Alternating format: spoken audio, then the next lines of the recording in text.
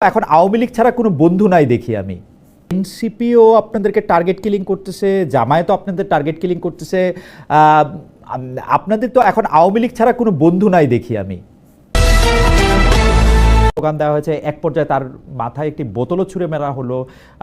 আপনি কি জনাব মাহফুজ আলমের এই আঘাতকে এনসিপি বা বৈষম্য বিরোধী ছাত্র আন্দোলন যেটা আগে ছিল, বা এখন যেটা বাংলাদেশ গণতান্ত্রিক ছাত্র সংসদ আছে যার নেতৃত্বে আপনি আছেন, তার উপরে আঘাত হিসেবে দেখছেন, নাকি ব্যক্তি মাহফুজের উপরে আঘাত হিসেবে দেখছেন?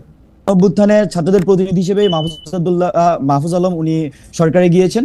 তো আমরা মনে করছি যে এই যে মাহফুজ আলমের উপর আঘাত, এটা আসলে গণ অভ্যুত্থানের যারা অংশীজন তাদের উপরে আমরা আঘাত হিসেবে মনে করছি। এখানে আসলে এককভাবে এনসিপি অথবা আমাদের যে ছাত্র সংগঠনের উপর আঘাত এরকম না বিষয়টা আর কি। যারা আবু বকর মজুমদার, আপনি যদি তাকে বলেন যে গণ আন্দোলনে যারা আপনারা অংশীজন আছেন বা গণ অভ্যুত্থানে আপনারা যারা অংশীজন আছেন তাদের উপরে আঘাত বলে আপনি এটা মনে করছেন, সেক্ষেত্রে আপনাদের প্রতিপক্ষ আসলে কারা? কয়েকদিন আগে পর্যন্ত গণ অভ্যুত্থানে যারা অংশ আপনারা নিয়েছেন, অংশীজন যারা ছিলেন, তাদের মধ্যে তো তারা তো আপনারা একসঙ্গেই ছিলেন।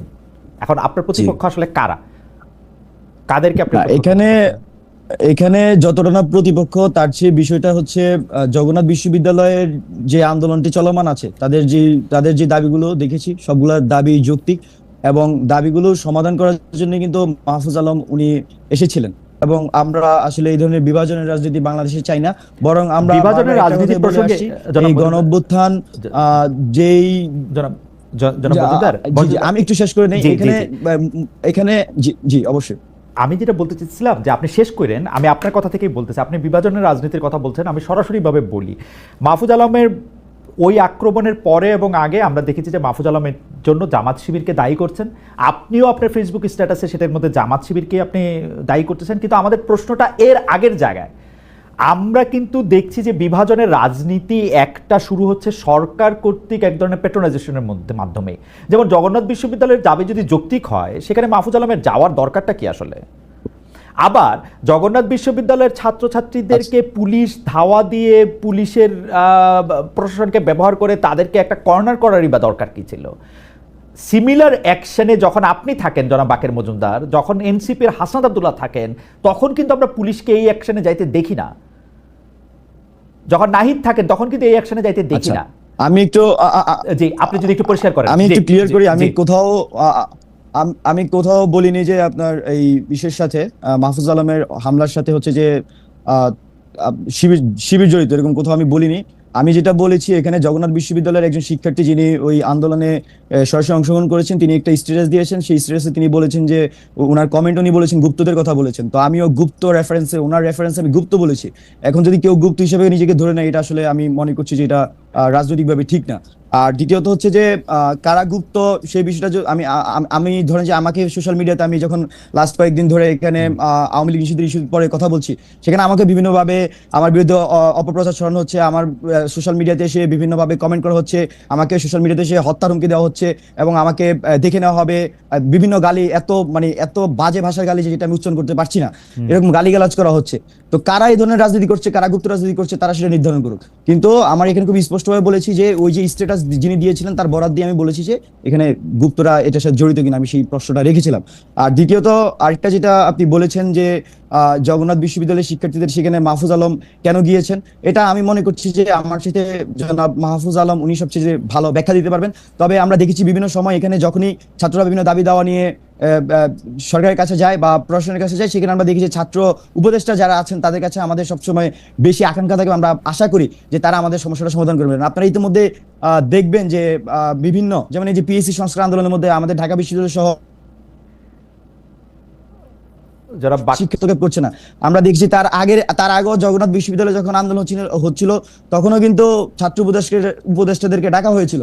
তো বিভিন্ন পর্যায়ে ছাত্রদের যে কোনো আন্দোলনে কিন্তু ছাত্র উপদেষ্টার প্রতি এক ধরনের ডিমান্ড থাকে, এবং আমার কাছে মনে হয়েছে যে হয়তো মাহফুজ আলম উনি সেই ডিমান্ড পূরণের জন্য উনি আসলে গতকাল এসেছিলেন জগন্নাথ বিশ্ববিদ্যালয়ের শিক্ষার্থীদের কাছে, শিক্ষার্থীদের প্রতিনিধি হিসেবে সরকারে আছেন। জনাব বাকের মজুমদার, আমি একটা জিনিস, এই আসলে আওয়ামী লীগ নিষিদ্ধ করার আন্দোলন থেকে এটা শুরু হয়েছে। যখন এই আন্দোলনের মধ্যে থেকে গিয়ে কেউ স্লোগান দিয়েছে গোলাম আজমের বাংলায় আওয়ামী লীগের ঠাঁই নাই। তারপর থেকে আপনারা তীব্র প্রতিক্রিয়া জানিয়েছেন। তার আগে থেকে জনাব মাহফুজ আলমের একটা পরিষ্কার অবস্থান আছে হচ্ছে জামাতে ইসলামের এগেনস্টে, এরকম মনে হয়েছে, যেই কারণে তাকে একটা স্ট্যাটাস তিনি দিয়েছেন, ক্ষমা চাইতে বলেছেন, পরে আবার একটা স্ট্যাটাস তুলে ফেলেছেন। আপনি আপনার ফেসবুকে স্ট্যাটাসে বলেছেন, ফেসবুকে লিখেছেন, তোরা যারা রাজাকার সময় থাকতে বাংলা ছাড়, লাখো শহীদের রক্তে কেনা দেশটা কারো বাপের না, গোলাম আজম তুই রাজাকার, বাংলা কি তোর বাপদাদার। আপনারা জামায়াতে ইসলামী এই রকম সাংঘাতিকভাবে, জামায়াত বা শিবির আপনাদের প্রতিপক্ষ কি করে হলো? বা আপনারা তো মাঠে একসঙ্গেই ছিলেন। বা অনেকে বলছেন জামায়াত শিবিরের লোকজন আপনাদেরকে গণ আন্দোলনের সময় বিভিন্ন রকম সুবিধা দিয়েছেন, সাহচর্য দিয়েছেন, প্রোটেক্ট করেছেন। এখন আপনারা কি এই জায়গা থেকে নিজেদেরকে বার করে নিয়ে আসতে চাচ্ছেন?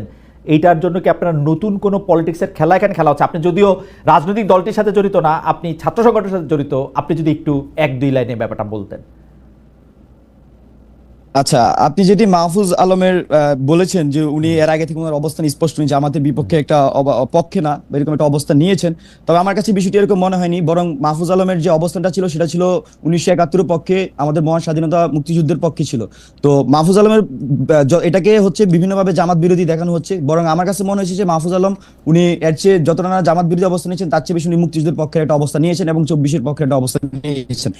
আর আরেকটা বিষয় যেটা বললেন যে আওয়ামী লীগ নিষিদ্ধের যে আন্দোলন, সেখানে স্লোগানকে কেন্দ্র করে আওয়ামী লীগ, মানে এখানে কি হয়েছিল, গণ অভ্যুত্থানের মধ্যে যখন আওয়ামী লীগ গণহত্যা চালিয়েছে, তখন গণ অভ্যুত্থানের একটা এটা অর্গানিক দাবি হিসেবে ছিল যে আওয়ামী লীগের আসলে এখানে কিভাবে রাজনীতি হবে।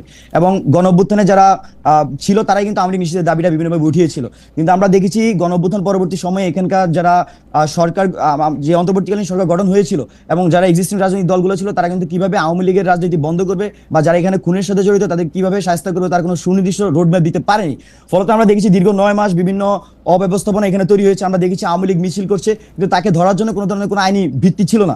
তো এখানে সর্বশেষ এখানে এনসিপির মুখ্য সংগঠক দক্ষিণাঞ্চলের হাসরত আব্দুল্লাহ, উনি যখন আওয়ামী লীগ নিষিদ্ধের ডাক দেন এবং সর্বস্তরের ছাত্র জনতা কিন্তু সেখানে উপস্থিত হয়, এবং আমরা দেখেছি সেই শান্তিপূর্ণ আন্দোলন ভালোভাবে চলছিল এবং আওয়ামী লীগ নিষিদ্ধের জন্য মানুষ কিন্তু তাদের দাবি দাওয়া থেকে শুরু করে এখানে যে ধরনের পোর্ট্রেট দরকার সব করছিল। কিন্তু আমরা দেখি যে এক পর্যায়ে এখানে এই আন্দোলনকে স্যাবোটেজ করার জন্য এখানে দলীয় স্লোগান ব্যবহার করা হয়।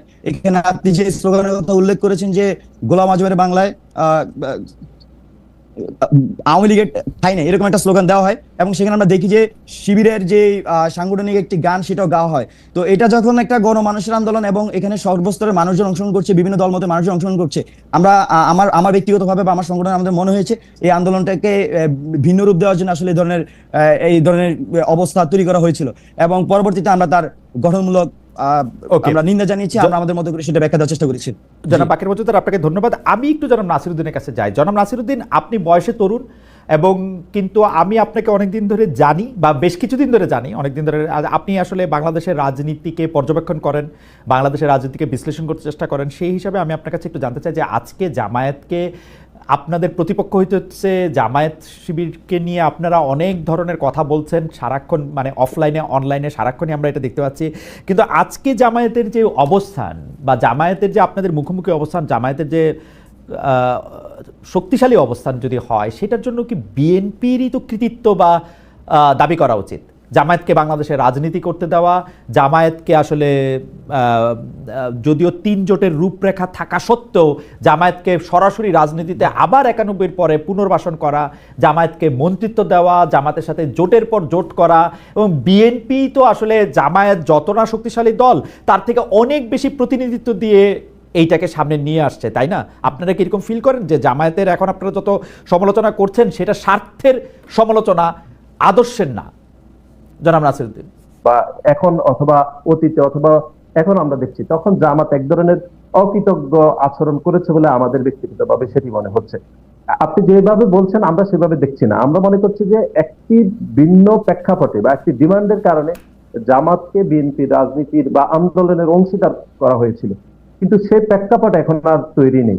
সে প্রেক্ষাপট যখনই পরিস্থিতি পরিবর্তন হয়েছে, তখনই জামাত তার আসল যে রূপটা, সেই রূপটি প্রকাশ করতে বা তার যে আসল রূপ সেটি জনসমক্ষে সে প্রকাশ করেছে, এটি আসলে আমরা মনে করি। জনাব নাসিরউদ্দিন, আমি একটু আপনার অনুমতি নিয়ে একটা কথা বলি। আপনি এটি বলছেন বটে, কিন্তু আসলে আপনি যদি 2000 পরবর্তী বিএনপির রাজনীতি আপনি বিশ্লেষণ করেন, আপনি দেখবেন যে বিএনপির একমাত্র সমালোচনার জায়গা ছিল বিএনপির সাথে জামায়াতের বন্ধুত্ব।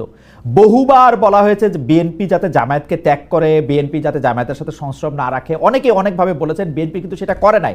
বরং বিএনপি জামায়াতকে 2টা গুরুত্বপূর্ণ মন্ত্রিত্ব দিয়েছে, বিএনপি জামায়াতকে বাংলাদেশে মেইনস্ট্রিমটা করেছে এবং বিএনপি জামায়াতকে আসলে মাঠে ব্যবহার করতে চেয়েছে। পরে যখন জামায়াত কিন্তু বিএনপির সাথে সম্পর্ক ছিন্ন করতে চেয়েছে একাধিকবার, বিএনপি সেটা করতে দেয় নাই। এখন বিএনপি যখন মনে করছে যে সে আওয়ামী লীগ নাই, মাঠে পাওয়ারে আসতে পারবে, খুবই মজা হবে তাদের, তখন সে আবার জামায়াতকে অস্বীকার করতেছে। বিএনপি, আপনার কাছে মনে হয় না জামায়াতের সাথে বিএনপির এই আচরণটা সম্পূর্ণ স্বার্থবাদী আচরণ? না, দেখুন, আমি সেরকম ভাবছি না। আপনি যেটুকু বলছেন যে বিএনপি অতীতে জামাত ইসলাম বিএনপির সাথে সম্পর্ক ছেদ করতে চেয়েছে, এরকম তথ্য আসলে আমার জানা নেই। মানবজমিন পত্রিকায় বরং রিপোর্ট আমরা- হয়েছে, মানবজমিন পত্রিকায় রিপোর্ট হয়েছে যে ঠিক আছে, রিপোর্ট- যে জামাত আসলে বিএনপিকে ছাড়তে চায়। এখন আপনি যেটুকু বলেছেন যে স্বার্থের জন্য, আমরা সেরকম মনে করছি না। আমরা মনে করছি যে তখন একটি প্রেক্ষাপটের কারণে জামাতের সাথে বিএনপি যে সম্পর্ক তৈরি হয়েছিল, সেই সম্পর্কের সফলতা বা সুফল পেয়েছে জামাত ইসলাম, কিন্তু সেই সম্পর্কে সুফল কখনো বাংলাদেশ জাতীয়তাবাদী দল পায়নি বলে আমি মনে করি। বরং বাংলাদেশ জনাব নাসিরউদ্দিন, আপনারা কি এই প্রশ্নের মুখোমুখি হন? সাধারণভাবে এই কথা বলা হয় যে বিএনপি অনেক মানে বিএনপি চেয়ারপারসন কখনো আপোষ করেন না, কিন্তু 3 দলীয় জোটের রূপরেখায় যখন স্পষ্ট ছিল জামায়াত বা জাতীয় পার্টিকে কে রাজনীতিতে নিবে না, তখন বিএনপি জামায়াতকে নিয়ে আসলে এই রাজনীতি করে এবং বিএনপি এটা কন্টিনিউ করেছিল। কিন্তু মানে এখানে মানে এইটা আপনাদের এই প্রশ্নের সম্মুখীন কখনো হতে হয় না যে এখন বিএনপি যেই মুক্তিযুদ্ধের কথা বলে